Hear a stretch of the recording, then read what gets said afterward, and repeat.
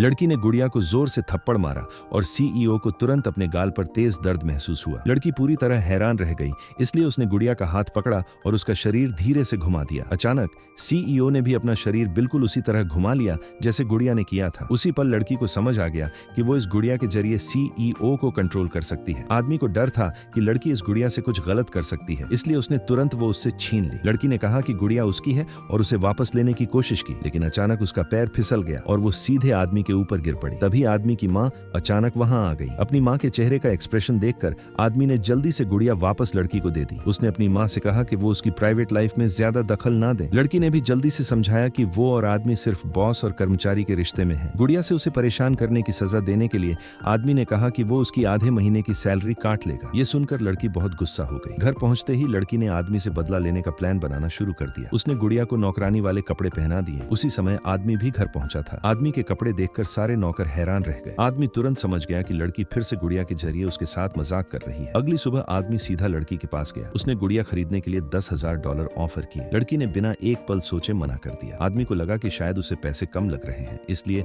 उसने और bank card निकाले जिनमें कुल $100 मिलियन थे। लड़की का मन डगमगा गया, लेकिन फिर भी उसने गुड़िया बेचने से मना कर दिया। कोई और रास्ता न देखकर आदमी ने फैसला किया कि वो लड़की को अपनी पर्सनल सेक्रेटरी बना देगा। जब लड़की ने सुना कि सेक्रेटरी की सैलरी दोगुनी है तो उसने खुशी खुशी नौकरी मान ली। फिर भी आदमी पूरी तरह निश्चिंत नहीं था, इसलिए उसने लड़की से कहा कि अब से वो उसके साथ ही रहे। गुड़िया पास रहने पर ही उसे सुकून मिलता था। क्योंकि आदमी का विला कंपनी से बहुत दूर था, उसने लड़की को एक लग्जरी कार दे दी। इसके बाद लड़की रोज उस लग्जरी कार से ऑफिस जाने लगी। उसके सहकर्मियों ने जब वो कार देखी तो सबके चेहरे पर जलन साफ दिख रही थी। सिर्फ एक अमीर लड़की सबसे ज्यादा जल रही थी। उसे पूरा यकीन था कि लड़की गरीब घर में पैदा हुई है और इतनी महंगी कार कभी नहीं खरीद सकती। उसने सबके सामने लड़की को रोक लिया और ऊंची आवाज में उस पर आरोप लगाया कि वो किसी बूढ़े अमीर आदमी को फंसा रही है ताकि ऐसी लग्जरी कार चला सके। उसी वक्त सीईओ अचानक वहां आ गया और बोला, ये कार मैंने इसे दी है, तुम्हें कोई दिक्कत है? अमीर लड़की तुरंत चुप हो गई और उससे एक शब्द भी नहीं निकला। सीईओ ने लड़की का हाथ पकड़ा और उसे अपने साथ घर ले गया।